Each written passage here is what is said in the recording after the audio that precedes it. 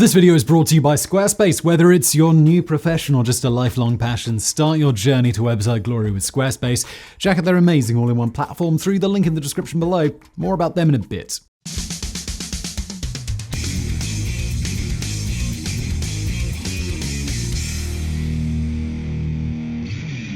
It's a Small World, Spaceship Earth, Splash Mountain, Space Mountain. These rides and dozens of other attractions at Walt Disney World in Florida have become household names, with generations of children in the United States and around the world creating memories there. Indeed, the name has essentially become synonymous with entertainment, imagination, and Americana. This is in no small part because Walt Disney World is the largest theme park resort on the planet, with attendance at around 58 million people per year. In fact, Magic Kingdom, just one of Disney World's 4 parks, had more guests in 2019 before the COVID-19 pandemic than any other theme park on Earth, with nearly 21 million. This has made Disney World one of Disney's most profitable assets. In 2019, Disney's parks, experiences, and product segments earned $26.22 billion in revenue, about 38% of Disney's total revenue. The lion's share of this comes from Disney World, with estimates that the park earned almost $20 million per day in 2021, even with COVID-reduced attendance. And on top of the millions of visitors, Disney World also has 77,000 employees. This makes the park basically a city in its own right, which is no surprise considering that it was originally designed as a planned community. Grants of self-government from the state of Florida, in addition to the United States government, actually classified Disney World as a prohibited airspace zone, a level of protection normally only given to military installations. But how did the Disney company build this city of imagination? Well, it was no small feat.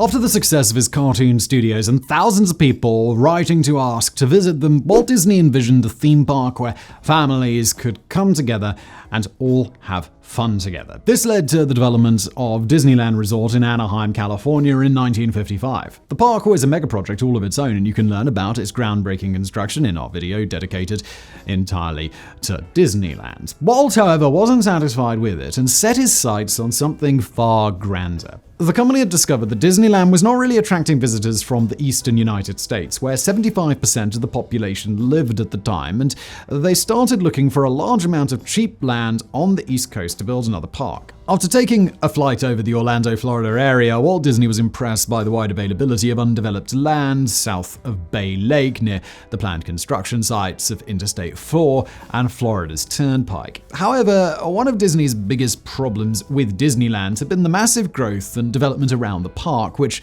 they of course had no control of. To prevent other companies and individuals from rushing in to buy up land next to the future site of Disney World, they used several dummy corporations to buy the land piecemeal. You could still find the names of some of these dummy corporations inscribed on a window above Main Street, USA in the Magic Kingdom Park, including Latin American Development and Management Corporation and Reedy Creek Ranch Corporation. Disney held the scope of the project close to their chest, giving it the secret code name of the Florida Project internally and hiring real estate agents to purchase the land without telling people that it was for Disney. It was not hard to get most of the property because it was primarily swampland and the previous owners were happy to part with it for as little as $100 an acre. Disney then held off filing the actual paperwork to transfer ownership of the land until they'd bought almost all of it. Still, despite Disney's covert planning, curiosity grew about what was going on in the bogs of Central Florida. The company denied speculations about their role in the land grabbing, but Emily Belvar of the Orlando Sentinel ran a story in October of 1965 predicting a Disneyland-like park on the property.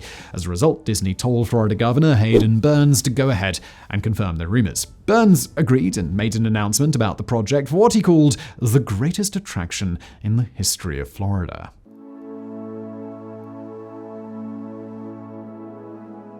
On December 15th, 1966, Walt Disney died from lung cancer before construction began on Disney World. His brother Roy was left in charge of overseeing the plans. While Roy Disney was adamant about continuing his brother's legacy to the point that he ultimately renamed the park Walt Disney World, the project actually changed considerably after its designer's death. Specifically, Walt Disney had envisioned the inclusion of a company town called the Experimental Prototype Community of Tomorrow, or EPCOT, which would be under Disney's complete control. To understand the incredible ambition of Epcot, do watch our full video on the subject, but just know that it was planned as a utopian autocratic city, living blueprint of the future with commercial, residential, and even industrial centers served by multiple modes of mass transit. Once Walt Disney was gone, though, the company's board of directors decided the idea was impractical and cancelled the plans in favor of the entertainment-focused theme parks that we know today. However, one important aspect of the Epcot idea survived, the part where Disney got its own city. They convinced the state of Florida to create a special district for Disney World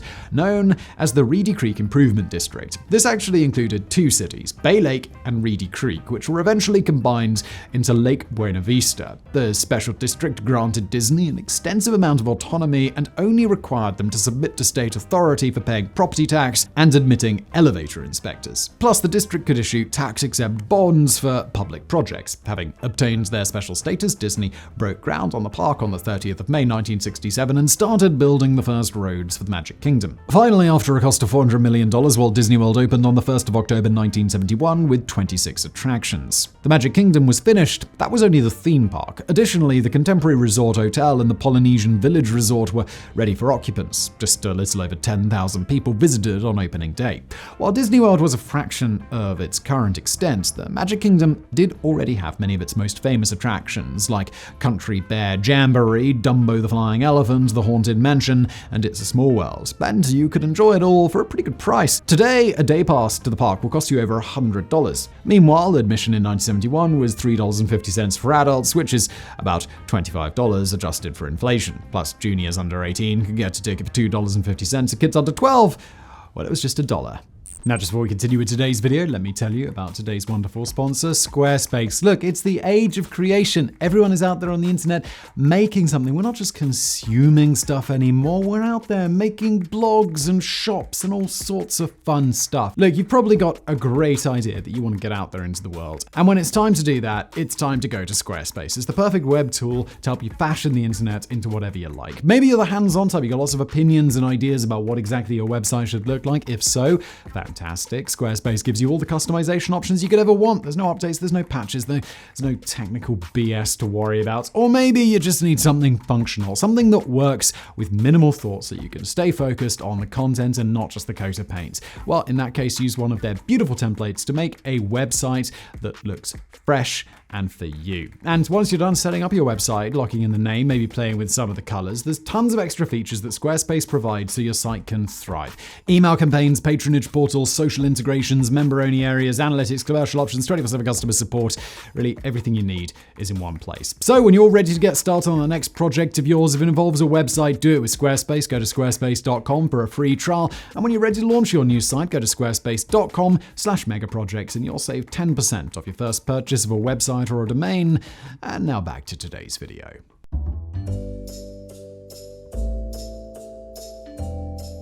Part of the reason admission is so much more expensive now is probably because Disney rapidly expanded the park in the years soon after. For example, in 1982, Epcot opened. It wasn't the futuristic city Walt Disney had originally envisioned, but it was a theme park focusing on new technology with famous attractions like Spaceship Earth and the World Showcase. Epcot alone hosted over 12 million guests in 2019. Walt Disney World's third theme park, Disney MGM Studios, opened in 1989, Metro-Goldwyn-Mayer having entered into a contract granting Disney the use of their name and logo. The idea was that the park could compete with Universal Studios Florida, which was under construction in nearby Orlando. It focused on show business and featured attractions designed to give the feel of California's golden age, like Hollywood Boulevard and Echo Lake, as well as the Great Movie Ride. Disney and MGM ended up having a bit of a falling out, though. MGM first sued Disney for violating their contract by operating a working film and television studio in the park for Walt Disney Feature Animation. Disney filed a countersuit soon after, alleging that MGM's construction of the MGM Grand Hotel and Casino in Las Vegas infringed on their rights to the logo and it would hurt their family-friendly reputation. Eventually, in 2008, Disney dropped the MGM name altogether and renamed the park Disney Hollywood Studios. It received over 11 million visitors in 2019 and now has some of Disney World's most popular attractions devoted to Disney's intellectual property, including Star Wars, Galaxy's Edge, and Indiana Jones's Epic Stunt Spectacular, as well as Toy Story Land.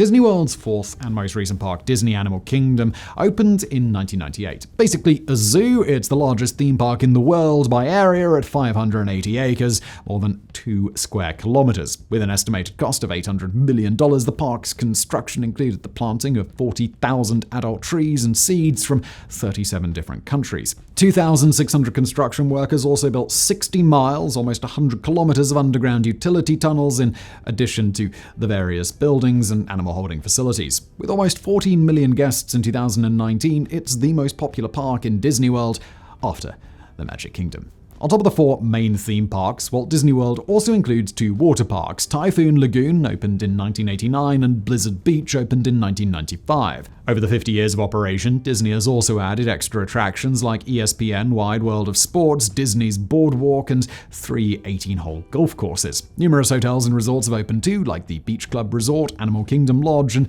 Star Wars Galactic Star Cruiser. Altogether, the entirety of Walt Disney World, as it currently stands, covers 25,000 acres. That's 39 square miles or 101 square kilometers, which is enough to fit 51 Disneylands inside of it.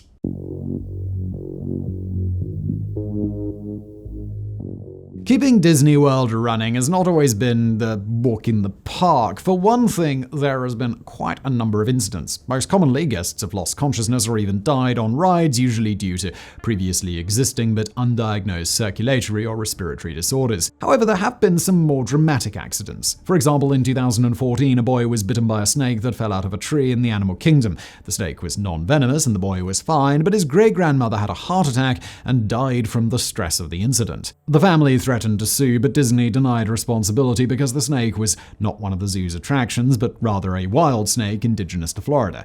The family never went through with the lawsuit. Similarly, in 2004, a member of the cast playing Pluto was run over and killed by the Beauty and the Beast float in the Share a Dream Come True parade. The resulting OSHA investigation determined that Disney had employees in restricted areas and fined Disney a whopping $6,300, or something like 20 seconds of the park's income. Plus, Disney World has had to shut down a number of times, mainly partial closures for hurricanes, but the whole park area closed down due to the September 11th attacks, since the company feared it could be a potential terrorist target. This was the first time Disney World had ever completely closed for an entire day. Still, not even the full closure of 9/11 compared to the one resulting from the COVID-19 pandemic. In March 2020, Disney World shut down completely and did not reopen until July 2020, and then only at 25% capacity. This was then raised to 35% in November 2020. Restrictions were gradually eased and capacity increased through 2021, but many visitors speculated that the park had still not returned to pre-COVID capacity. That was ultimately confirmed by Disney's CFO, Christine McCarthy, who